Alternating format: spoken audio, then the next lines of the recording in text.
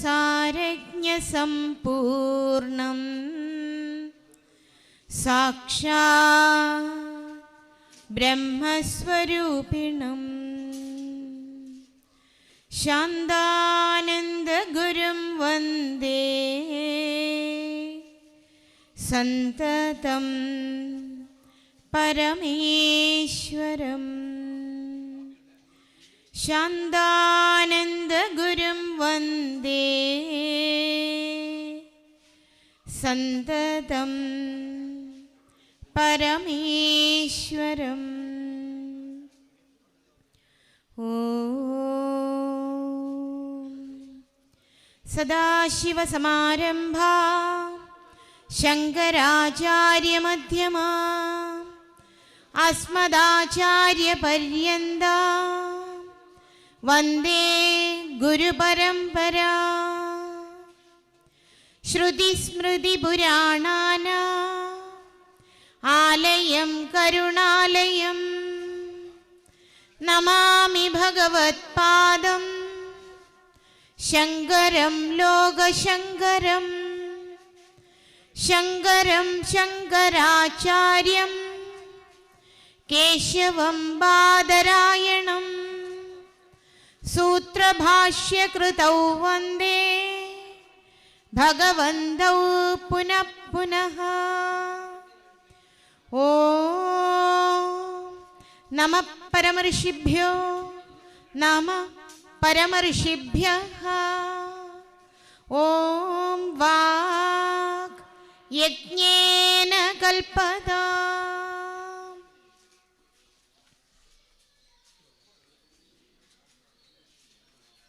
പരിപാവനമായിരിക്കുന്ന ത്രയീക്കോട്ടില്ലത്ത് സമാദരണീയനായ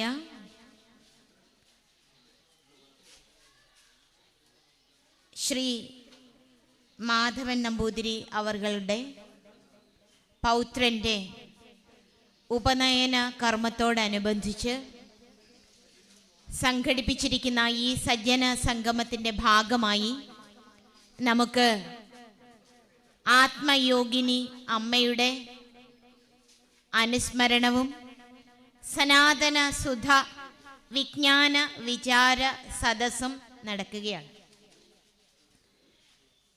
ഇന്ന് ഈ വേദിയിൽ ഉപവിഷ്ടരായിരിക്കുന്നത് ഋഷീശ്വരന്മാരുടെയും ഗുരുപരമ്പരയുടെയും അനുഗ്രഹത്തിന് പാത്രീഭൂതരായി ആത്മാനുസന്ധാനപരായണരായി സ്വജീവിതത്തെ ധന്യമാക്കി തീർത്തവരാണ്. വേദജ്ഞനായ വേദരഥനായ കുറച്ചുകൂടി ശ്രേഷ്ഠമായി ചിന്തിച്ചുകൊണ്ട് അദ്ദേഹത്തിൻ്റെ ഹൃദയത്തിലേക്ക് ആഴത്തിൽ മുങ്ങിയാൽ നാം പറയും വേദസ്വരൂപത്തെ ഹൃദയത്തിലേക്ക് ആവാഹിച്ച കടവല്ലൂർ അന്യൂനത്തിൽ കടന്നിരുന്ന വേദപണ്ഡിതനായ ബ്രഹ്മശ്രീ കോതമംഗലം വാസുദേവൻ നമ്പൂതിരി അവർകൾ ഈ യോഗത്തിന് ഇങ്ങനെയൊരു അവസരം ചിന്തിച്ച് ശ്രദ്ധിച്ച് ഈ പരിപാവനമായിരിക്കുന്ന ഇല്ലത്തിൻ്റെ മഹത്വം, ആത്മയോഗിനി അമ്മയുടെ അനശ്വരമായ സാന്നിധ്യം മാനവരാശിയുടെ ക്ഷേമത്തിന് പ്രയോജകീഭവിക്കണം എന്നുള്ള ശ്രദ്ധ കൊണ്ട് അതിനുവേണ്ടി നിതരാം പരിശ്രമിച്ചു കൊണ്ടിരിക്കുന്ന ത്രയീക്കോട്ടില്ലത്തെ മാധവൻ നമ്പൂതിരി അവർകൾ, അതുപോലെ തന്നെ ഇന്നിവിടെ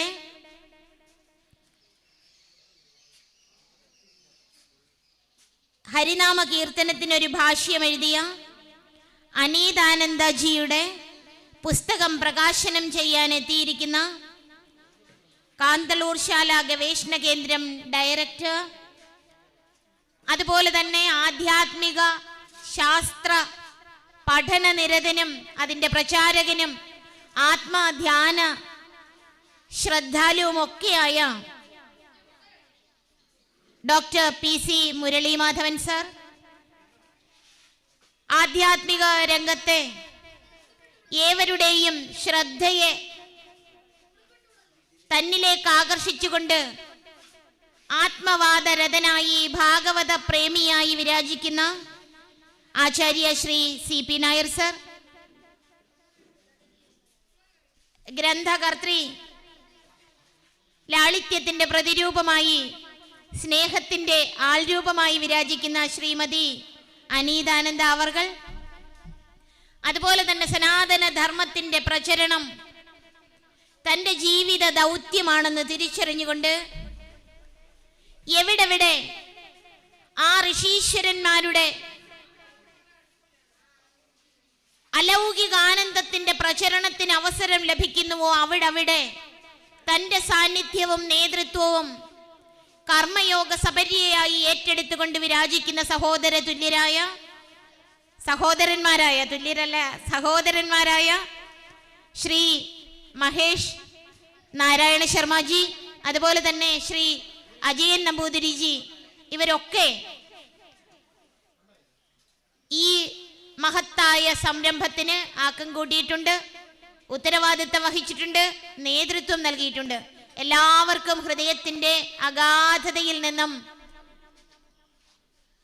സ്നേഹം നിറഞ്ഞ പ്രണാമം അർപ്പിക്കുന്നു. ഇതിലെല്ലാം ഉപരി ഞാൻ ഏറ്റവും കൂടുതൽ ആദരിക്കുന്ന ഈ ഇല്ലത്തിന്റെ നാഥനായ ബ്രഹ്മശ്രീ പരമേശ്വരൻ നമ്പൂതിരി അവരുടെ പാതാരവിന്ദങ്ങളിൽ പ്രണാമം അർപ്പിച്ചുകൊണ്ട്, അതുപോലെ തന്നെ ഈ പ്രവർത്തനങ്ങൾക്കെല്ലാം നേതൃത്വം നൽകുന്ന ധർമ്മശ്രീ രാജ്കുമാറിനും പ്രണാമം അർപ്പിച്ചുകൊള്ളുന്നു.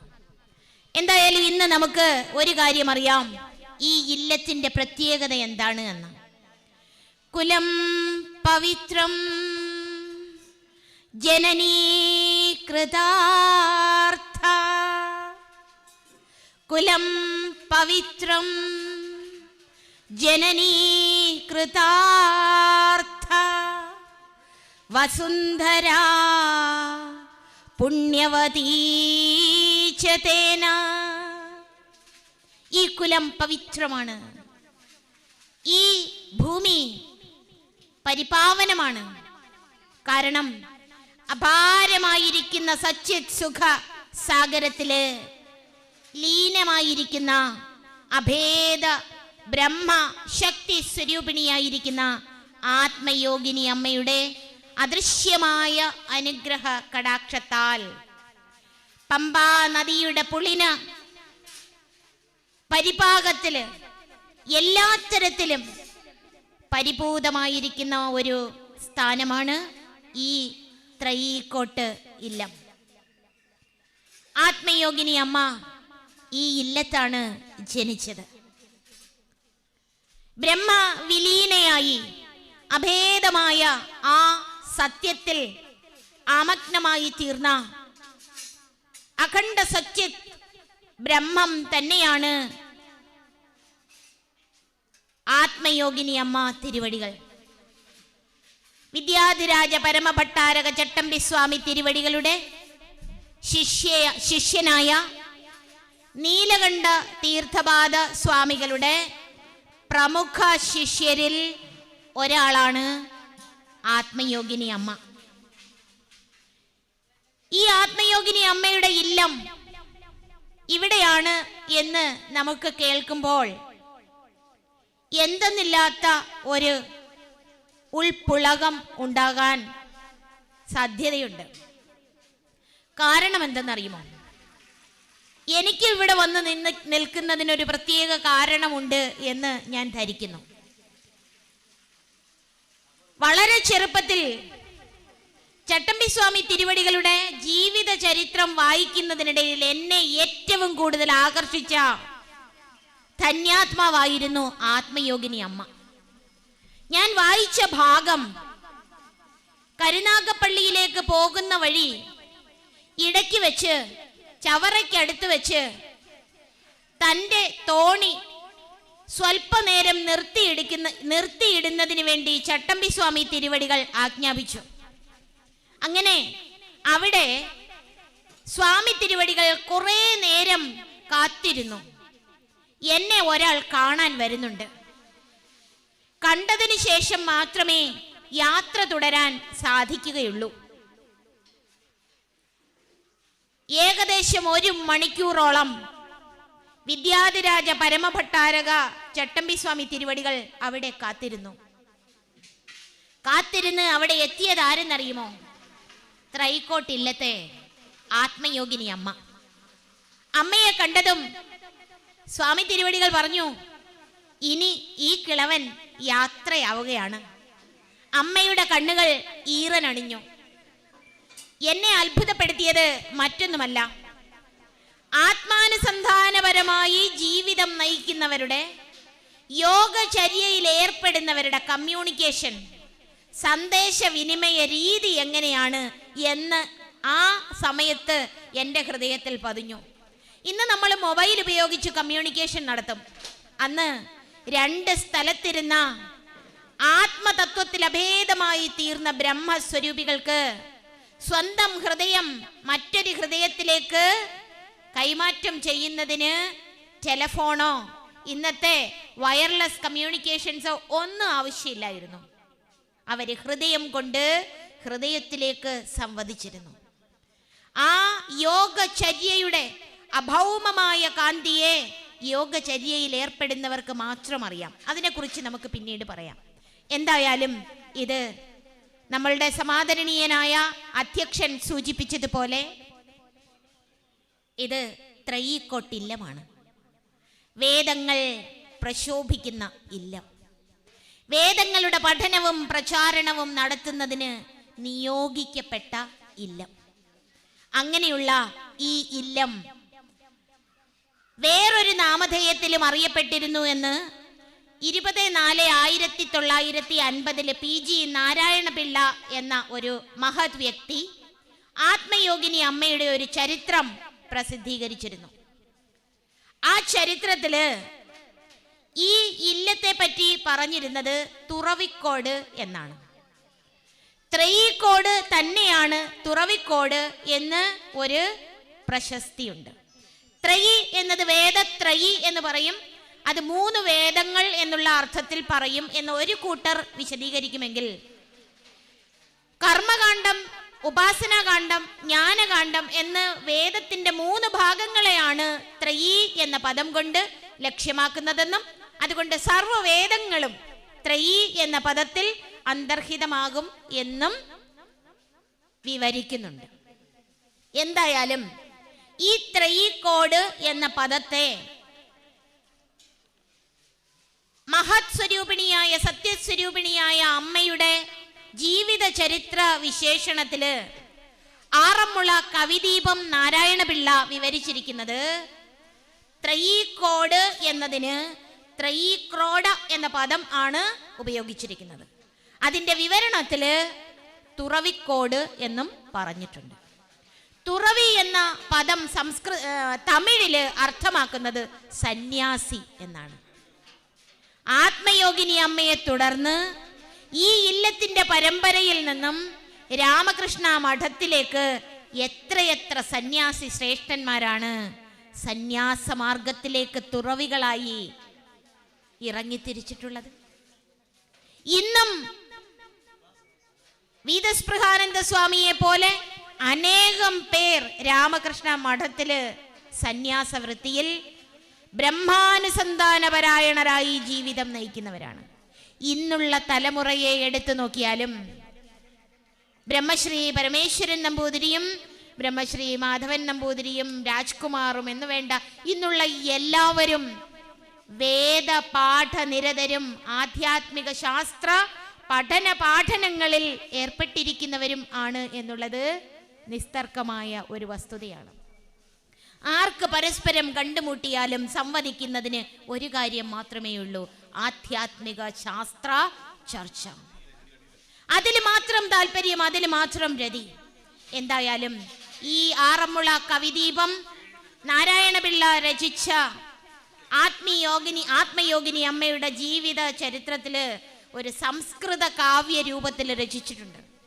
ഈ സംസ്കൃത കാവ്യരൂപത്തിൽ അമ്മയെപ്പറ്റി പറഞ്ഞിരിക്കുന്നത് അനിതര സാധാരണമായ പ്രതിഭാശാലിത്വം വളരെ ചെറുപ്പത്തിൽ തന്നെ അമ്മ പ്രകടിപ്പിച്ചിട്ടുണ്ട്. അലൗകികമായ മേധാശക്തി, ധിഷണാ വൈഭവം ഇവയൊക്കെ അമ്മയുടെ ഹൃദയത്തിൻ്റെ തേജസ്സായിരുന്നു. സാധാരണ മനുഷ്യർക്ക് അത് കണ്ണുകൊണ്ട് കാണുന്നതിനോ കാതുകൊണ്ട് കേൾക്കുന്നതിനോ ബുദ്ധി കൊണ്ട് സ്വതിച്ചറിയുന്നതിനോ പ്രാപ്തമായിരുന്നില്ല എന്നാണ് വെളിപ്പെടുത്തിയിട്ടുള്ളത്. നാരായണൻ നമ്പ്യാതിരിയുടെയും പാർവതി അന്തർജനത്തിൻ്റെയും പുത്രിയായി ജനിച്ച ലക്ഷ്മിക്കുട്ടിയുടെ വേളി 13-ാം വയസ്സിൽ നടക്കുകയുണ്ടായി. നമുക്കറിയാം, കാലത്തിനനുസരിച്ചാണ് വേളിയും മറ്റ് കർമ്മങ്ങളും ഒരു ജീവിതത്തിൽ തുടർന്നുകൊണ്ടിരിക്കുന്നത്. എന്തായാലും 13-ാമത്തെ വയസ്സിൽ നീലകണ്ഠൻ നമ്പ്യാതിരിയുമായി വേളി നടത്തപ്പെടുകയുണ്ടായി. കൊട്ടാരക്കര നെടുവത്തൂർ മുരിയമംഗലത്തെ നീലകണ്ഠൻ നമ്പ്യാതിരിയുമായി നടത്തിയ വേളി അധിക കാലം നീണ്ടു നിന്നില്ല. ഏതാണ്ട് 21-ാമത്തെ വയസ്സിൽ നീലകണ്ഠൻ നമ്പ്യാതിരി മരിച്ചു. മരണശേഷം ആത്മയോഗിനി അമ്മ, അന്ന് ആത്മയോഗിനി അമ്മയായിരുന്നില്ല, ലക്ഷ്മിക്കുട്ടി അമ്മ തന്നെയായിരുന്നു. ലക്ഷ്മിക്കുട്ടി അന്തർജനം അവിടെ നിന്നുള്ള മാതാപിതാക്കൾ പോയി തിരികെ വിളിച്ചു കൊണ്ടുവന്നു. ഇവിടെ തന്നെ തുടർന്നു. അങ്ങനെ റാന്നിയിൽ തിരിച്ചെത്തി. ത്രൈക്കോട്ടില്ലത്ത് തിരിച്ചെത്തിയ അമ്മയ്ക്ക് വളരെയധികം മനോവ്യഥ ഉണ്ടായി കാണും എന്നാണ് എല്ലാവരും വിവരിച്ചിരിക്കുന്നത്. ആറന്മുള കവിദീപം നാരായണപിള്ള ഉൾപ്പെടെയുള്ള മറ്റെല്ലാവരും അമ്മയുടെ ചരിത്രത്തിൽ അമ്മയ്ക്ക് വളരെയധികം മനോവ്യഥ ഉണ്ടായി കാണും എന്നാണ് പറഞ്ഞിട്ടുള്ളത്. ഞാൻ അതിനോട് യോജിക്കുന്നില്ല. അമ്മ അതിനെ ഒരു സൗഭാഗ്യത്തിന്റെ ദീപപ്രോജ്വലനമായി തന്നെ തിരിച്ചറിഞ്ഞു എന്നാണ്. ദാസിയുടെ പുത്രനായ നാരദൻ കേവലം 5 വയസ്സ് മാത്രം പ്രായമുള്ളപ്പോൾ പാമ്പിന്റെ ദംശനമേറ്റ് മൃത്യുവിനിരയാക്കപ്പെട്ട അമ്മയുടെ മരണത്തെ കണ്ട് മുറ്റത്തിറങ്ങി നിന്ന് തുള്ളിച്ചാടി നൃത്തം വെച്ച ആ സന്ദർഭം നമുക്കേവർക്കും അറിയാം. അതുപോലെ ബന്ധങ്ങളുടെ മോചനം ലഭിക്കുമ്പോൾ വിവേകികളായിട്ടുള്ളവർക്ക് യഥാർത്ഥത്തിൽ ഒരു തരം ആന്തരിക ആനന്ദത്തിന്റെ തിരത്തള്ളലാണ് ഉണ്ടാവുക. ഓരോരുത്തരുടെയും ജീവിത നിയോഗം മറ്റുള്ളവർക്ക് ഒരുപക്ഷെ തിരിച്ചറിയാൻ കഴിയില്ല. അമ്മയുടെ ജീവിത നിയോഗം തീർച്ചയായിട്ടും ഒരു വൈവാഹിക ബന്ധമോ വൈധവ്യത്തിന്റെ പിന്തുടർച്ചയോ ആയിരുന്നില്ല. അമ്മ ആത്മയോഗിനി തന്നെയാകാൻ വേണ്ടിയാണ് ഈ ജന്മത്ത് അവതരിച്ചത്. അമ്മ അത് പൂർത്തിയാക്കി. അമ്മയുടെ അലൗകികമായിരിക്കുന്ന ആ ബ്രഹ്മാനന്ദത്തെ ഇന്നും നമുക്ക് തിരിച്ചറിയാൻ കഴിയുന്നത് അത് നിഷ്കപടമായിരുന്നു എന്നുള്ളത് തന്നെയാണ്. അത് ആർക്കും പുസ്തകങ്ങളിൽ നിന്ന് പഠിച്ചത് കൊണ്ടോ വായിച്ചറിഞ്ഞത് കൊണ്ടോ അന്തർയോഗിനി അഥവാ ആത്മയോഗിനിയായിരിക്കുന്ന ആ മഹാധന്യ ചൈതന്യത്തെ ഒരിക്കലും തിരിച്ചറിയാൻ കഴിയില്ല എന്ന് മാത്രമേ പറയാൻ കഴിയുകയുള്ളൂ. റാന്നിയിൽ തിരിച്ചെത്തിയ ആത്മയോഗിനി അമ്മ എന്നേ ഞാൻ പറയുന്നുള്ളൂ. ലക്ഷ്മിക്കുട്ടി വിവേക വിരാഗത്തോടുകൂടി ശ്രദ്ധയോടുകൂടി ഉപാസനകളിലും ശാസ്ത്ര പഠനത്തിലും എന്ന് വേണ്ട ആത്മധ്യാനത്തിലുമൊക്കെ ശ്രദ്ധ നിർത്തി. അമ്മ ഇതായിരിക്കും ചിന്തിച്ചത്, സംസാര സാഗരേ മഗ്നം ദീനം മാം കരുണാനിധേ. അല്ലയോ കാരുണ്യവാനായിരിക്കുന്ന പരമാത്മ ചൈതന്യമേ, ഈ സംസാര സാഗരത്തില് ജന്മജരാ മരണാദികളിൽ ബദ്ധമായിരിക്കുന്ന എന്നെ ഈ സാഗരത്തിൽ നിന്നും അവിടുത്തെ കാരുണ്യ വൃഷ്ടിയാൽ ഉയർത്തേണമേ എന്നുള്ള പ്രാർത്ഥന. മാമുദ്ധരാത്മീയ കടാക്ഷ ദൃഷ്ട്യാ, ആ ആത്മീയ കടാക്ഷ ദൃഷ്ടി കൊണ്ട് ഈ സംസാര സാഗരത്തിൽ നിന്നും ഉയർത്തേണമേ എന്നുള്ള പ്രാർത്ഥന. തുടർന്ന് തുറവിക്കോട്ടില്ലത്ത് വെച്ച് തന്നെ ചെറുകോൽ നെടുമ്പായിൽ കൃഷ്ണനാശാന്റെ ശിക്ഷണത്തില് വളരെയധികം കാര്യങ്ങൾ പഠിക്കാൻ കഴിഞ്ഞു. സമയപരിമിതി ഉണ്ട് എന്ന് തോന്നുന്നു. സമയപരിമിതി ഇല്ല. തുടർന്ന് മലയാലപ്പുഴ നാരായണൻ നമ്പ്യാതിരിയിൽ നിന്നും അജപാ മന്ത്രം ഉപദേശമായി ലഭിച്ചു. ഈ അജപാ മന്ത്ര ജപം, ഒരു മന്ത്രം ലഭിക്കുമ്പോൾ മന്ത്രത്തിനൊരു ഋഷിയുണ്ട്, ഒരു ഛന്ദസ്സുണ്ട്, ഒരു ദേവതയുണ്ട്. അജപാ മന്ത്രമാണ് അമ്മയ്ക്ക് ലഭിച്ചത്. ദേവത ആരാണ് എന്ന് നിങ്ങൾക്ക് മനസ്സിലായി കാണും. അപ്പോൾ ആ ഋഷിയുടെ സ്ഥാനം സഹസ്രാരത്തിലാണ്. മൃഗമുദ്രയോടുകൂടി സഹസ്രാരത്തിൽ ഋഷിയെ സംസ്ഥാപനം ചെയ്യുമ്പോൾ സഹസ്രാര പ്രഫുല്ലനം സാധ്യമായ അരൂപാനന്ദത്തിൽ അഭേദമായി വിരാജിക്കുന്ന ഋഷിയെ ധ്യാനിച്ചുകൊണ്ട് അജപാ മന്ത്രം ലഭിച്ച ലക്ഷ്മിക്കുട്ടി നിരന്തരം ജപസാധനയിൽ മുഴുകി, ഉപാസനയിൽ മുഴുകി. തുടർന്ന് ഈ ഇല്ലത്തേക്ക് എത്തി. നിജാനന്ദ സ്വാമികൾ എന്ന് പറയുന്ന ഒരു മഹാത്മാവ് എത്തി. ആ മഹാത്മാവ് 4 മാസം റാന്നിയിൽ ഇല്ലത്ത് താമസിച്ചു. ഇല്ലത്തിന്റെ മഹത്വം, ഇല്ലത്തിന്റെ ഗരിമ ഓരോരുത്തർക്കും മനസ്സിലാക്കാൻ കഴിയും. സർവസംഘ പരിത്യാഗികളായിട്ടുള്ളവർ ഒരു ഗൃഹത്തിൽ വരുമെങ്കിൽ, ഒരു ഇല്ലത്തിൽ വരുമെങ്കിൽ ആ ഇല്ലത്തിന്റെ പ്രത്യേകത, ആ സ്ഥാനത്തിന്റെ പ്രത്യേകത എല്ലാവരും അങ്ങനെ വന്ന് തങ്ങില്ല. ഈ ഇല്ലത്തെത്തി നിഗമാനന്ദ സ്വാമികൾ പഞ്ചദശി ഉൾപ്പെടെയുള്ള വിദ്യാരണ്യ സ്വാമികളാൽ രചിക്കപ്പെട്ട പഞ്ചദശി ഉൾപ്പെടെയുള്ള വേദാന്ത സാരം ഉൾപ്പെടെയുള്ള പ്രകരണ ഗ്രന്ഥങ്ങൾ ലക്ഷ്മിക്കുട്ടി അമ്മയെ പഠിപ്പിച്ചു എന്ന് മാത്രമല്ല, അതിനുശേഷം നിജാനന്ദ സ്വാമികൾ കാശിക്ക് പുറപ്പെട്ടു, വാരണാസിക്ക്. കാശിയിലേക്ക് പോയ സമയത്ത് അമ്മയുടെ ഉള്ളിൽ ഈ പരമമായ സത്യത്തെ എങ്ങനെയും അനുഭവിക്കണം, അഖണ്ഡവും അദ്വയവും ആദ്യന്തരഹിതവുമായിരിക്കുന്ന ബോധ ചൈതന്യത്തെ സ്വാത്മാവായി അനുഭവിക്കണം എന്നുള്ള ഒരു ഉത്കടമായ വാഞ്ച. ഞാൻ എന്ന ജീവാഹന്ത പൂർണ്ണമായും അസ്തമിക്കാതെ അത് സാധ്യവുമല്ല. എങ്ങനെ സാധ്യമാകും?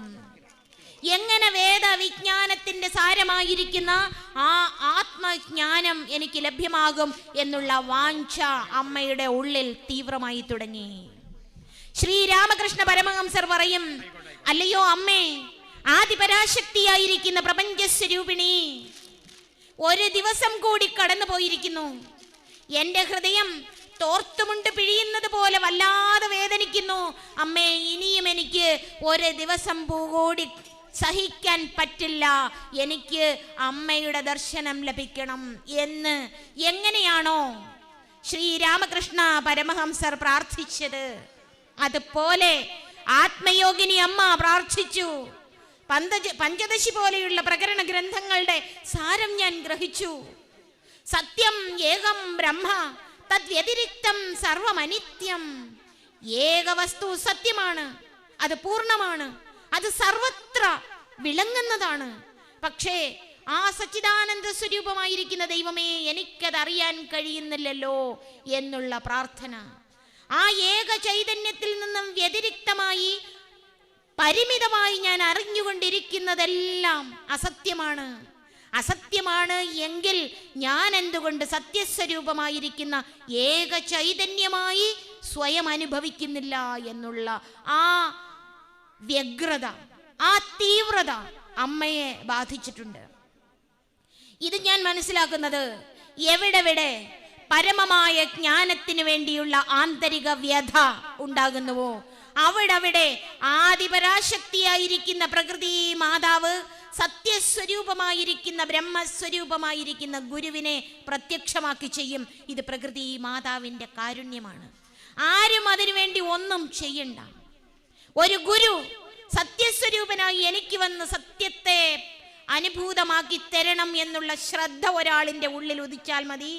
ആ സമയം തന്നെ ആദിപരാശക്തിയായിരിക്കുന്ന ബ്രഹ്മസ്വരൂപിണി ആ ബ്രഹ്മത്തെ തന്നെ പ്രത്യക്ഷ ഗുരുവായി നമ്മളുടെ മുമ്പിൽ സാന്നിധ്യം ചെയ്യിപ്പിച്ചിരിക്കും. ഇത് പ്രകൃതിയുടെ നിയമമാണ്. അല്ലെങ്കിൽ ആരെങ്കിലും പരിശോധിച്ചു നോക്കൂ, ഇത് സത്യമാണ്. നമ്മളുടെ ഹൃദയ വ്യഥയ്ക്കനുസരിച്ചാണ് നമ്മളുടെ ഏത് അനുഭവങ്ങളും നമ്മളുടെ ജീവിതത്തിൽ ഉണ്ടായിക്കൊണ്ടിരിക്കുന്നത്. ആഗ്രഹങ്ങൾക്കും ഭാവനകൾക്കും അനുസരിച്ച് നാം നമ്മുടെ ജീവിതത്തെ രൂപപ്പെടുത്തിക്കൊണ്ടിരിക്കുന്നു. ദുഃഖത്തെക്കുറിച്ച് ചിന്തിക്കുന്നവൻ ദുഃഖത്തെ പ്രാപിക്കുന്നു, സുഖത്തെക്കുറിച്ച് ചിന്തിക്കുന്നവൻ സുഖത്തെ പ്രാപിക്കുന്നു. ധനത്തെക്കുറിച്ച് നിതരാം വിചിന്തനം ചെയ്തുകൊണ്ടിരിക്കുന്നവൻ ധനത്തെ പ്രാപിക്കുന്നു. ഏതൊന്നിനെ അഭയം പ്രാപിക്കുന്നുവോ, ഏതൊന്നിനെ നിരന്തരം വിചാരം ചെയ്യുന്നുവോ, അവൻ അതിനെ പ്രാപിക്കുന്നു. ബ്രഹ്മത്തെ മാത്രം, ഏകം സത് തത് ബ്രഹ്മ എന്നറിഞ്ഞുകൊണ്ട് ആ അനിത്യമായവനെ എല്ലാ ദൃശ്യങ്ങളെയും ഒഴിവാക്കി നിത്യസ്വരൂപത്തെ ശ്രദ്ധിക്കുന്നവൻ അചിന്ത്യമായിരിക്കുന്ന, അഗ്രാഹ്യമായിരിക്കുന്ന അഭൗമ തേജസ്സായി ശരീരത്തിലിരിക്കവേ അശരീരമായി വിരാജിക്കും. അങ്ങനെ ആത്മയോഗിനി അമ്മയുടെ ഉള്ളം വെന്തുരുകാൻ തുടങ്ങി. ഇനിയും കഴിയില്ല എന്ന് ചിന്തിച്ചപ്പോൾ ആ സമയത്താണ് വിദ്യാധിരാജ ചട്ടമ്പി സ്വാമി തിരുവടികളുടെ ശിഷ്യനായ നീലകണ്ഠ തീർത്ഥപാദ സ്വാമികളുടെ ആഗമനം. നിങ്ങൾക്കറിയാം ആരാണ് നീലകണ്ഠ തീർത്ഥപാദ സ്വാമികൾ. വളരെ ചെറുപ്പം മുതൽ പാണ്ഡിത്യത്തിലും വിഷവൈദ്യത്തിലുമൊക്കെ വളരെ പ്രഗത്ഭനായിരുന്നു നീലകണ്ഠ തീർത്ഥപാദ സ്വാമികൾ. അന്ന് നീലകണ്ഠൻ. ഈ നീലകണ്ഠൻ വിദ്യാധിരാജ പരമഭട്ടാരകനെ സമീപിച്ചു ചോദിച്ചു, എൻ്റെ കയ്യിൽ എന്തൊക്കെ തരത്തിലുള്ള വിഷവിദ്യ ഉണ്ട് എന്ന് അങ്ങേക്കറിയുമോ? ഞാൻ അങ്ങേക്ക് അതൊക്കെ പറഞ്ഞു തരാം. ഏത് മാരകമായ വിഷദംശനമുണ്ടായാലും അതൊക്കെ ഒടുക്കുന്നതിന്, അവസാനിപ്പിക്കുന്നതിനുള്ള വിദ്യ എൻ്റെ കയ്യിലുണ്ട് എന്ന് ഗർവോടുകൂടി പറഞ്ഞപ്പോൾ വിദ്യയുടെ സാക്ഷാത് രൂപമായ വിദ്യാധിരാജൻ ചോദിച്ചു, നിനക്ക് ഈ സംസാര വിഷം ഒഴിവാക്കുന്നതിന് കഴിയുമോ? ഉടൻ നീലകണ്ഠന്റെ ഉള്ളിൽ ഒരു ജ്ഞാന ജ്വാല ഉദയമായി. ആ ജ്ഞാനജ്വാലയിൽ എന്ത് സംസാര വിഷമോ? ജരാമരണാദികളാണോ ആ സംസാരം? അതിൽ നിന്നോ മോചനം?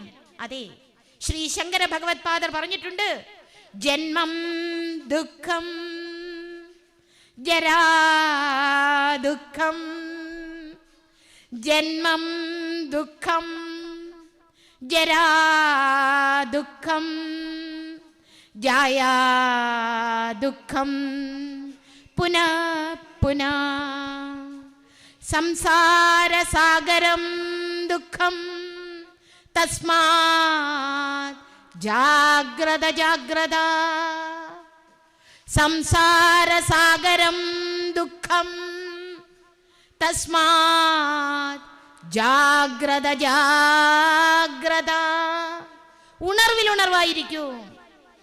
എൻ്റെ ഗുരുനാഥൻ്റെ അടുത്ത് 8ാം ക്ലാസ്സിൽ പഠിക്കുമ്പോൾ ഞാൻ ആദ്യമായി നമസ്കരിച്ച് ഗുരുനാഥൻ്റെ മുഖത്തേക്ക് നോക്കിയതും ഗുരുനാഥൻ എന്നോട് പറഞ്ഞത്, മാതാ നാസ്തി പിതാ നാസ്തി നാസ്തി ബന്ധു സഹോദരഃ, അർത്ഥം നാസ്തി ഗൃഹം നാസ്തി തസ്മാത് ജാഗ്രത ജാഗ്രത. ഇതെൻ്റെ ഉള്ളിലും എന്തോ ഒന്ന് സംഭവിപ്പിച്ചു. അതുപോലെ ആ നീലകണ്ഠൻ സർവവിഷവിദ്യയെ ഉപേക്ഷിച്ച് സംസാര വിഷത്തെ ശമിപ്പിക്കുന്നതിനുള്ള വിദ്യ തേടി വിദ്യാധിരാജനെ അഭയം പ്രാപിച്ച് നീലകണ്ഠ തീർത്ഥപാദർ എന്ന നാമധേയത്തോടുകൂടി ശിഷ്യനായി സ്വീകരിക്കുകയാണ് ചെയ്തത്. നീലകണ്ഠ തീർത്ഥപാദർ സമാധിയായപ്പോഴുണ്ടായ ഒരു സന്ദർഭം കൂടി ആത്മയോഗിനി അമ്മയുടെ മഹത്വം നിങ്ങൾക്ക് വെളിപ്പെട്ട് കിട്ടുന്നതിനായി നിങ്ങളുമായി പങ്കുവയ്ക്കാം. നീലകണ്ഠ തീർത്ഥപാദർ കരുനാഗപ്പള്ളിയിൽ വെച്ചാണ് സമാധിയാകുന്നത്. സമാധിയാകുന്ന സമയത്ത് വിദ്യാധിരാജ ചട്ടമ്പി സ്വാമി തിരുവടികൾ അവിടെ ഇല്ലായിരുന്നു. സ്വാമി തിരുവടികളെ വിവരം അറിയിച്ച് കരുനാഗപ്പള്ളിയിലേക്ക് എഴുന്നള്ളുകയായിരുന്നു. കാരുണ്യ സ്വരൂപനായ സ്വാമി തിരുവടികൾ അവിടേക്ക് എത്തുന്നതിന് വേണ്ടി കാളവണ്ടി ഒരുക്കിയിരുന്നു. പക്ഷേ വിദ്യാധിരാജൻ അതിന് തയ്യാറായില്ല. കാളകളെ നിങ്ങൾ വേണ്ടാതെ ഉപദ്രവിക്കും, അവരെ ഞാൻ കഷ്ടപ്പെടുത്താൻ ആഗ്രഹിക്കുന്നില്ല, നമ്മൾ നടന്നു വന്നുകൊള്ളാം.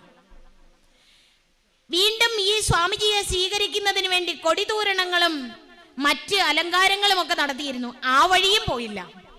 മറ്റൊരു വഴിയിൽ കൂടി സ്വാമിജി നീലകണ്ഠ തീർത്ഥപാദ സ്വാമികളുടെ സമാധി സ്ഥാനത്തേക്ക് എത്തി. അവിടെ എത്തിയതും സ്വാമി തിരുവടികൾ ഒന്ന് നീലകണ്ഠനെ ഒന്ന് നോക്കി സ്വാമിജിയുടെ കണ്ണിൽ നിന്നും 2 തുള്ളി കണ്ണുനീർ വീണു. അപ്പോഴെല്ലാവർക്കും ഒരു സംശയം തോന്നി. എന്തേ? സ്വാമി തിരുവടികൾ ബ്രഹ്മസ്വരൂപനല്ലേ? ബ്രഹ്മജ്ഞാനികൾ കരയുമോ? അവർക്ക് ദുഃഖമുണ്ടാകാൻ പാടുണ്ടോ എന്ന് ചോദിച്ചപ്പോൾ വിദ്യാധിരാജനായ പരമഭട്ടാരകേശൻ പറഞ്ഞ മറുപടി ശ്രദ്ധിക്കണം. സാധാരണ നാം ഇരിക്കുമ്പോൾ ഇവൻ നിൽക്കുകയാണ് പതിവ്. ഇപ്പോൾ ഇവൻ ഇരിക്കുന്നു, നാം നിൽക്കുന്നു. പോരാ, ഈ ശരീരത്തിലിരുന്ന് അവൻ നേടേണ്ടത് നേടി സാക്ഷാത് ബ്രഹ്മസ്വരൂപമായി കഴിഞ്ഞല്ലോ. അതിൻ്റെ ഒരു നിർവൃതിയാണ് ഈ 2 തുള്ളി കണ്ണുനീർ എന്ന് വിദ്യാധിരാജ പരമഭട്ടാരക തട്ടമ്മി സ്വാമി തിരുവടികൾ രേഖപ്പെടുത്തി വെച്ചിട്ടുണ്ട്. നാം മനസ്സിലാക്കേണ്ട ഒരു കാര്യം, നീലകണ്ഠ തീർത്ഥപാദ സ്വാമികൾ സാക്ഷാത് ബ്രഹ്മത്തിൽ അഭേദമായി തീർന്ന അരൂപ ചൈതന്യമായിരുന്നു. ആ അരൂപ ചൈതന്യത്തെ ഗുരുവായി വരിച്ച അന്തർയോഗിനി തൃച്ചേവടികളാണ് ആത്മയോഗിനി അമ്മ. ആ ആത്മയോഗിനി അമ്മ എങ്ങനെയാണ് നീലകണ്ഠ തീർത്ഥപാദ സ്വാമികളെ കാണാനിടയാകുന്നത് എന്നൊരു സന്ദർഭം പറയുന്നുണ്ട്. അതായത് ഗോവിന്ദനുണ്ണിയുടെ ആറമ്പിൽ ഗോവിന്ദനുണ്ണിയുടെ വീട്ടില് അവിടെ വിശ്രമിക്കുന്നുണ്ട് എന്നറിഞ്ഞപ്പോൾ ആത്മയോഗിനി അമ്മ ഒരു എഴുത്തെഴുതി കൊടുത്തുവിട്ടു. ആ സന്ദേശം ഇങ്ങനെയായിരുന്നു: പരാധീനയായോരെനിക്ക് ഇത്ര ദൂരം വരാനുള്ള സൗകര്യവും ബോധ്യമല്ലോ. പരാനന്ദനാം യോഗിയെ കാണുവാൻ വരാമങ്ങ് തദാജ്ഞ കിട്ടുന്ന നേരം. പരാനന്ദനാം യോഗിയെ കാണുവാൻ വരാമങ്ങ് തദാജ്ഞ കിട്ടുന്ന നേരം. അമ്മയുടെ കവിത്വത്തെ ഒന്ന് പറയുന്നതിന് വേണ്ടിയാണ് ഈ വരികൾ ഉദ്ധരിച്ചത്. എന്തായാലും അങ്ങനെ ബന്ധുവീട്ടിൽ അവസരമൊരുക്കാമെന്ന് പറഞ്ഞു. അവിടെ തന്നെ ബന്ധുവീട്ടിൽ അവസരമൊരുക്കി പിതാവിനോടൊപ്പം ചെന്ന് നീലകണ്ഠ തീർത്ഥപാദ സ്വാമികളിൽ നിന്നും കേചരി മുദ്രയും മറ്റ് യോഗചര്യകളും യോഗനിഷ്ഠയും ഒക്കെ അമ്മ സ്വായത്തമാക്കി യോഗനിരതയായി ആത്മജ്ഞാന പൂർണ്ണതയിൽ അമ്മ വിരാജിച്ചു.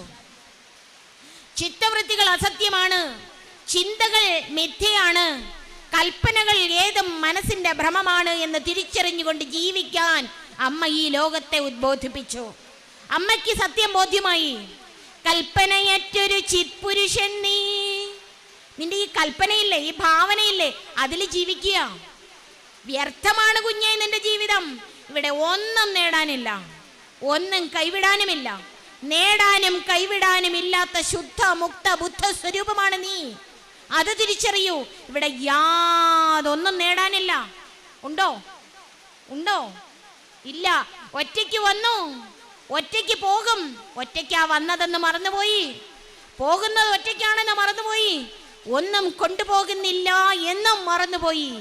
കൽപ്പനകളുടെ ഭ്രമത്തില് കൽപ്പനകളെ ആലിംഗനം ചെയ്തുകൊണ്ട് അതിൽ രമിച്ചുകൊണ്ട് ജീവിക്കുന്ന മനുഷ്യന്റെ ജന്മം വ്യർത്ഥമാണ്, അർത്ഥശൂന്യമാണ് എന്നുപദേശിച്ച ആത്മയോഗിനി അമ്മ ആ അഖണ്ഡ ബോധസ്വരൂപമാണ്. കൽപ്പനയറ്റൊരു ചിത്പുരുഷൻ നീ, കൽപ്പിക്കുമ്പോൾ അല്പജ്ഞൻ. കൽപ്പിക്കുമ്പോഴാണ് നീ അല്പജ്ഞനാകുന്നത്. നീ കൽപ്പിക്കാതിരിക്കൂ. നീ ചിത്തവൃത്തികളുടെ നിരോധം സംഭവിച്ച യോഗ സ്വരൂപമായി വിരാജിക്കൂ എന്നാണ് പറഞ്ഞത്. അങ്ങനെ ആ യോഗനിരതയായി ആത്മജ്ഞാന പൂർണ്ണതയിൽ വിരാജിച്ച ആത്മയോഗിനി അമ്മയെ ശ്രീ നീലകണ്ഠ തീർത്ഥപാദ ചര്യാമൃതം എന്ന ഗ്രന്ഥത്തിൽ വിശേഷിപ്പിച്ചിരിക്കുന്നത് നിങ്ങളെ ഒന്ന് ഓർമ്മിപ്പിക്കാം. ജീവൻ മുക്താത്മയോഗിന്യാതി മൃദു മധുര സ്വച്ഛ നമ്ര സ്വഭാവ. അമ്മയെ പറ്റി വിശേഷിപ്പിച്ചിരിക്കുന്നത് കേട്ടോ. ജീവൻ മുക്ത ആത്മയോഗിനി. ആത്മയോഗിനി ജീവൻ മുക്തയാണ്.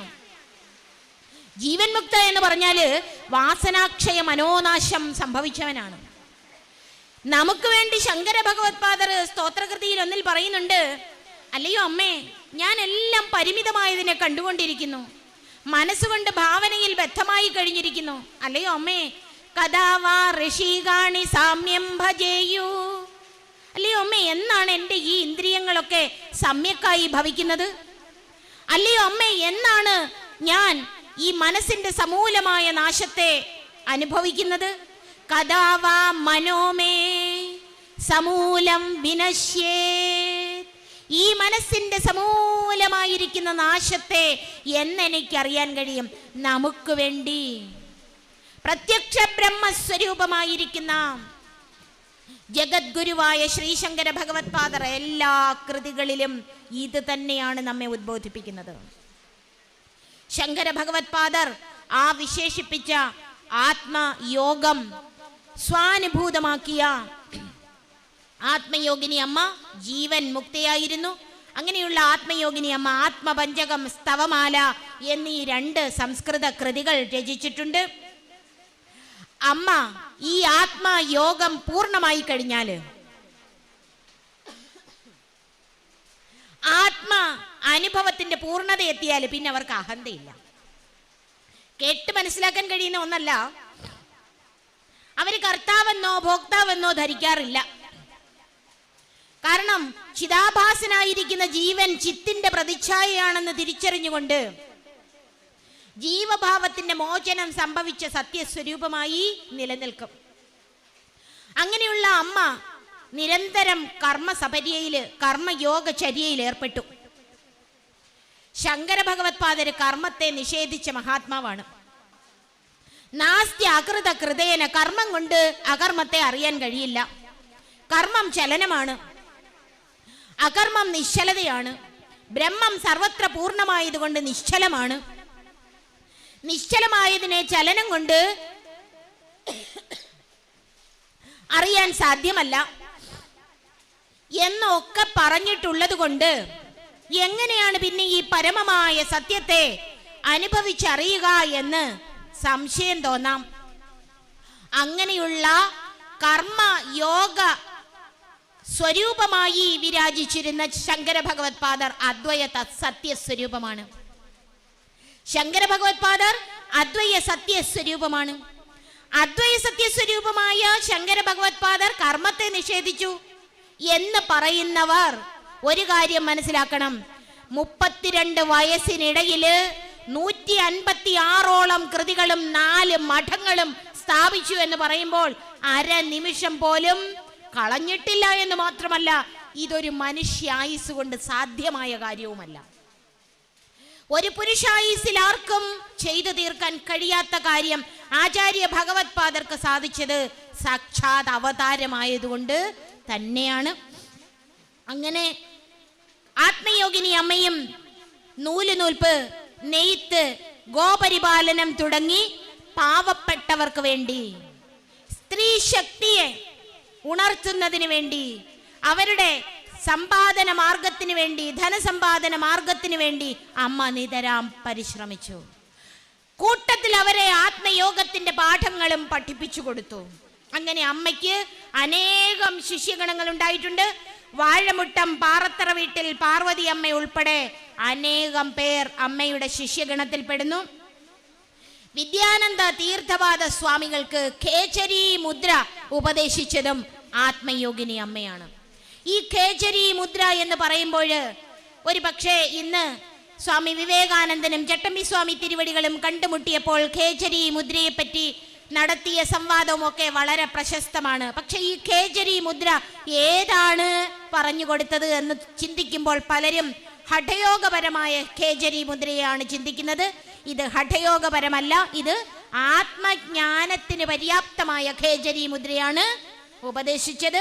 വിദ്യാനന്ദ തീർത്ഥപാദ സ്വാമികൾക്കും ആത്മയോഗിനി അമ്മയാണ് ഉപദേശിച്ചത്.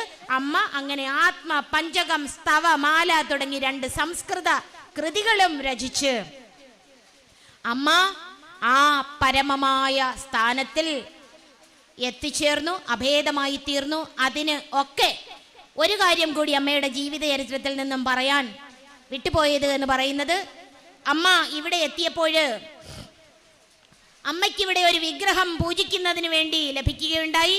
അമ്മ റാന്നിയിൽ തിരിച്ചെത്തിയപ്പോൾ ഇവിടുത്തെ തേവാര മുറിയിൽ തന്നെയാണ് താമസിച്ചത്. അമ്മയ്ക്ക് പൂജിക്കുന്നതിന് വേണ്ടി ഒരു ശ്രീകൃഷ്ണ വിഗ്രഹം ലഭിക്കുകയുണ്ടായി. ആ ശ്രീകൃഷ്ണ വിഗ്രഹം കൊണ്ടുവന്നത് ചെറുകോൽ നെടുമ്പയിൽ കൊച്ചുകൃഷ്ണനാശാനാണ്. ആ കൊച്ചുകൃഷ്ണനാശാൻ അദ്ദേഹത്തിന്റെ ശരീരത്യാഗം അടുത്തപ്പോൾ ആ ശ്രീകൃഷ്ണ വിഗ്രഹം ഈ ഇല്ലത്ത് കൊണ്ട് സമർപ്പിച്ചു. ആ ശ്രീകൃഷ്ണ വിഗ്രഹത്തെ പറ്റിയുള്ള ഗംഭീരമായ ഒരു രഹസ്യം നമ്മളുടെ ആദരണീയനായ ഏറ്റവും പ്രിയങ്കരനായ ബ്രഹ്മശ്രീ മാധവൻ നമ്പൂതിരി നിങ്ങളോട് വിശദീകരിക്കും. ഞാൻ പറഞ്ഞാൽ മധുസൂദനൻ നമ്പൂതിരി അവർ വിശദീകരിക്കും. എന്തായാലും ഞാൻ പറഞ്ഞാൽ അതിൻ്റെ ഒരു അദ്ദേഹത്തിൻ്റെ തന്നെ അനുഭവം അദ്ദേഹം വിശദീകരിക്കും. ആ ഇല്ലത്ത്, നമ്മളുടെ ഈ ത്രയീക്കോട്ട് ഇല്ലത്ത് എങ്ങനെയാണ് ആ ശ്രീകൃഷ്ണ വിഗ്രഹം എത്തിയത്, ഇപ്പോഴതിൻ്റെ പ്രതിഷ്ഠ നടന്നപ്പോഴുണ്ടായ യഥാർത്ഥത്തിൽ നമ്മൾ മനഃപൂർവ്വമല്ലാതെ സംഭവിച്ചു പോയ ഒരു പ്രത്യക്ഷത്തിലുള്ള അനുഭവം കൂടി നിങ്ങളെ വിശദീകരിക്കും. അങ്ങനെ ഈ ശ്രീകൃഷ്ണനെ തന്നെ ഉപാസിച്ച ത്രയീക്കോട്ടില്ലം എന്തുകൊണ്ടും തുറവിക്കോട്ടില്ലമായി ഭാവിയിൽ പ്രശോഭിക്കും. അതിന് യാതൊരു സംശയവുമില്ല.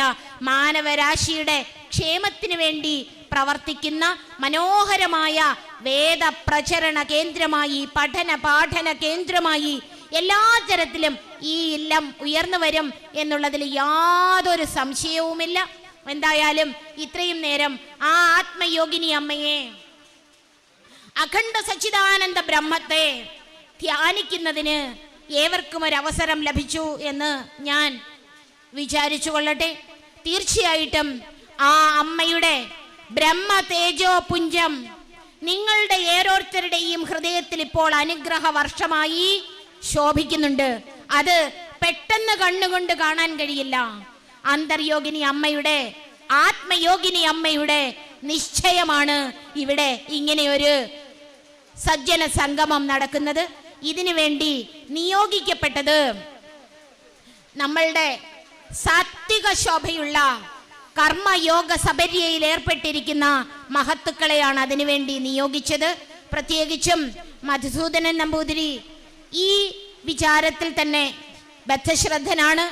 അതുപോലെ തന്നെ പരമേശ്വരൻ നമ്പൂതിരി അവർകള് ആത്മസാധന നിരതനും ഗ്രന്ഥരചയിതാവും ഇതിൽ തന്നെ ശ്രദ്ധ നിർത്തിക്കൊണ്ട് ജീവിതം നയിക്കുന്നതുമായ ഒരു ധന്യാത്മാവാണ്. രാജ്കുമാർ ധർമ്മനിരതമായ പ്രവർത്തനങ്ങളിൽ വിരാജിക്കുന്നു. എന്തുകൊണ്ട് ഇവരെയൊന്നും വാക്കുകൊണ്ട് വിവരിക്കാൻ കഴിയില്ല എന്നെനിക്കറിയാം. അതുപോലെ തന്നെ രാധാദേവി അന്തർജനവും പ്രിയയും ഈ ഇല്ലത്ത് എല്ലാവരും, പ്രണവും അദ്വൈതും എല്ലാവരും അതുപോലെ ഈ സത്യത്തിൻ്റെ ശ്രദ്ധയോടുകൂടി ജീവിക്കുന്നവരാണ്. അതോടൊപ്പം നമ്മളുടെ അജയൻ നമ്പൂതിരിയും നാരായണ ശർമാജിയും ഒക്കെ ഈ മഹത്തായ പ്രവർത്തനത്തിൻ്റെ ഭാഗമായി കുടുംബത്തിൻ്റെ ശ്രദ്ധ ആത്മീയ കാര്യങ്ങളിലാണ് എന്നുറപ്പിച്ചുകൊണ്ട് സനാതന സുധ എന്ന മഹത്തായ ഗ്രന്ഥത്തിൻ്റെ പ്രചരണത്തിൽ ഏർപ്പെട്ടിരിക്കുകയാണ്. അതും നിയതിയുടെ നിയോഗമാണ് എന്ന് ഞാൻ മനസ്സിലാക്കുന്നു. കാരണം ഒരു ഗ്രന്ഥരചന നടത്തണം എന്ന് വിചാരിച്ചുകൊണ്ടല്ല ഈ ഗ്രന്ഥം ഉണ്ടായത്. ഈ ഗ്രന്ഥം കോവിഡ് ടൈമിൽ അതിൻ്റെ വിശദീകരണം ഉണ്ടാകും. വെറുതെ ഒന്ന് തുടങ്ങിയ ക്ലാസ് ആണ്. ആരാണ് അതിനു വേണ്ടി നിയോഗിച്ചത്? ആ ക്ലാസ് തുടങ്ങുന്നതിന് ഇവരെ നിയോഗിച്ചത് ആരാണ്? ഈ ഗ്രന്ഥത്തിന്റെ പിന്നിൽ പ്രവർത്തിക്കുന്നതിന് നമ്മളുടെ അജയൻ നമ്പൂതിരിയെയും നാരായണ ശർമാജിയെയും ഒക്കെ നിയോഗിച്ചത് ആരാണ്? ഇതൊന്നും നമുക്ക് കണ്ണുകൊണ്ട് കാണാൻ കഴിയാത്ത കാര്യങ്ങളാണ്. അതുകൊണ്ട് അതിനെക്കുറിച്ച് പറയാനും സാധ്യമല്ല. എന്തായാലും സനാതന സുധ എന്ന ഗ്രന്ഥത്തിന് വിശ്വനാഥൻ നമ്പൂതിരി സാറ് ഈ ഇല്ലത്തിൻ്റെ ഭാഗമായ ഒരാളാണ്. അദ്ദേഹവും ഇതിൻ്റെ ഭാഗമായി തീർന്നിരിക്കുന്നു എന്ന് പറയുമ്പോൾ ഇവിടെ എങ്ങും ആരംഭിച്ചതോ ഇവിടെ എങ്ങും അവസാനിക്കുന്നതോ ആയ ഒരു സദസ്സല്ല ഇത് എന്ന് മാത്രം എനിക്ക് നിങ്ങളോട് സംവദിക്കുവാൻ കഴിയും. ഇപ്പോഴാരംഭിച്ചതല്ല, ഇപ്പോഴെങ്ങും ഇത് അവസാനിക്കുകയുമില്ല. ഇത് അനാദിയായ കാലം മുതൽ ഋഷീശ്വരന്മാരുടെ ഗുരുക്കന്മാരുടെ അനുഗ്രഹ കടാക്ഷത്താൽ തുടർന്ന് നിൽക്കുന്ന മഹത്തായ ഒരു കേന്ദ്രമാണ്. ഈ ഇല്ലത്തിൻ്റെ ഭാഗമായി വന്നിരിക്കുന്ന ഓരോരുത്തർക്കും ഇത് ത്രയീക്കോടാണ്, തുറവീക്കോടാണ് എന്ന് ഹൃദയത്തിലൊരു അഭിമാനം വെച്ച് പുലർത്തിക്കൊണ്ട് ആ അഭിമാനത്തിൻ്റെ തേജസ് നിസ്വാർത്ഥതയായി വളർത്തിക്കൊണ്ട് ഇതിനൊക്കെ വേണ്ടി പ്രവർത്തിക്കാൻ എല്ലാവർക്കും കഴിയട്ടെ എന്ന് ആത്മാർത്ഥമായി പ്രാർത്ഥിക്കുന്നു. സനാതന സുധയെക്കുറിച്ച് കൂടുതൽ പറയാതിരുന്നത്, അത് പറയാൻ മറ്റാളുകളെ നിയോഗിച്ചിട്ടുണ്ട്. മാത്രവുമല്ല എല്ലാമായിരിക്കുന്ന ബ്രഹ്മശ്രീ മാധവൻ നമ്പൂതിരി, മധുസൂദനൻ മാധവൻ എന്നുള്ള പേര് എപ്പോഴും വിളിച്ച് അങ്ങനെ വരുന്നതാണോ എന്തോ അറിയില്ല. മധുസൂദനൻ നമ്പൂതിരി, അതായത് അസുരനെ നിഗ്രഹിച്ചവനാണ് അല്ലേ?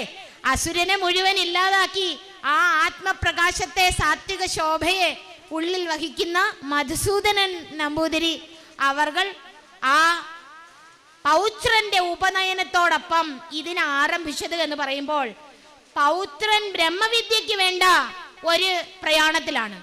ബ്രഹ്മവിദ്യക്ക് വേണ്ടി ഉപനയനത്തോടൊപ്പം നടത്തേണ്ടത് സജ്ജന സംഗമമാണ് എന്ന് ആന്തരിക പ്രേരണ തിരിച്ചറിയാൻ കഴിഞ്ഞ മഹത്തുക്കളായ നിങ്ങളെ ഏവരെയും ആ അനന്ത ചൈതന്യത്തിന്റെ അനുഗ്രഹത്തോടു കൂടി പ്രണമിച്ചുകൊണ്ട് എല്ലാവിധ നന്മകളും നേർന്നുകൊണ്ട് ഈ ഇല്ലം വേദമുഖരിതമായി തീരട്ടെ, വേദപ്രഘോഷണത്താൽ പ്രശസ്തി ആർജിക്കട്ടെ, തുറവിക്കോടായി ത്രയീക്കോടായി പരിലസിക്കട്ടെ എന്ന് പ്രാർത്ഥിച്ചുകൊണ്ട് തത്കാലം വാക്കുകൾ ആ അദൃശ്യ സ്വരൂപമായിരിക്കുന്ന ഗുരുവിൻ്റെ ചരണാരവിന്ദങ്ങളിൽ പൂജാമലരുകളായി അർപ്പിച്ചുകൊള്ളുന്നു.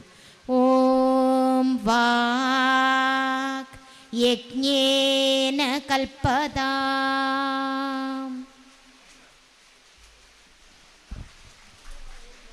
ഹരി ഓം. തുറവിക്കോട്ടില്ലത്തിൻ്റെ പൂജാതിയായി പരമപദത്തിലേക്ക് ഉയർന്ന ആത്മയോഗിനി അമ്മയെപ്പറ്റിയും ആത്മയോഗിനി അമ്മയുടെ ജീവിത സ്പരിയതയെപ്പറ്റിയും സന്യാസ ജീവിതത്തെപ്പറ്റിയും ആത്മീയ അന്വേഷണത്തിൻ്റെ അറിയപ്പെടാത്ത ഏടുകൾ ഞാൻ ഉൾപ്പെടെയുള്ള ഇന്നിവിടെ കൂടിയിരിക്കുന്ന എല്ലാവർക്കും വേണ്ടി വളരെ ഗംഭീരമായി വിശദീകരിച്ച് നമ്മളെയൊക്കെ ഈ ഒരു പ്രത്യേകമായ ആത്മയോഗിനി അമ്മയുടെ ജീവിതത്തിലേക്ക് വെളിച്ചം കാട്ടിത്തന്ന ആ വർത്തമാനകാലത്തെ യോഗിനിയമ്മയായ പൂജനീയ സ്വാമിനി ദേവി ജ്ഞാനാപനിഷ്ഠ സ്വാമിനിയുടെ പാദാരവിന്ദങ്ങളിൽ സാഷ്ടാംഗം പ്രണമിക്കുന്നു. അടുത്തായിട്ട് ആത്മയോഗിനി അമ്മയുടെ ഒരു ഛായാചിത്രം അനാവരണം ചെയ്യുന്നതിനുമായി പൂജനീയ സ്വാമിനിയെ ക്ഷണിക്കുന്നു. എല്ലാവരും ആദരപൂർവ്വം എഴുന്നേറ്റ് നിന്ന് ഈ ചടങ്ങിൽ പങ്കുകൊള്ളാനായിട്ട് താല്പര്യപ്പെടുന്നു. ഹരി ഓം.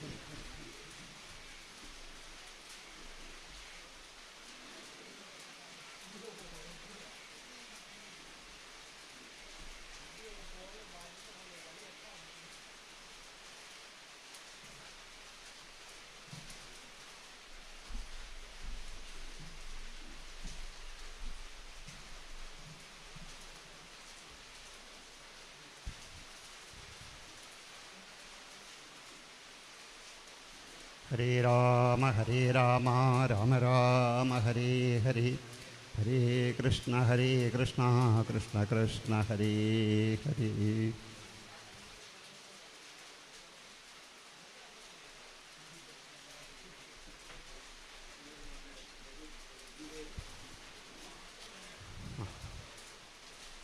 ആത്മയോഗിനി അമ്മയുടെ ഇവിടെ വിശദീകരിച്ച ജീവിതചരിത്രത്തിൻ്റെ ലിഖിത രൂപത്തിലുള്ള പുസ്തകം സ്വാമിനി പൂജനീയ സ്വാമിനി ജ്ഞാനാപനിഷ്ഠ സ്വാമിജി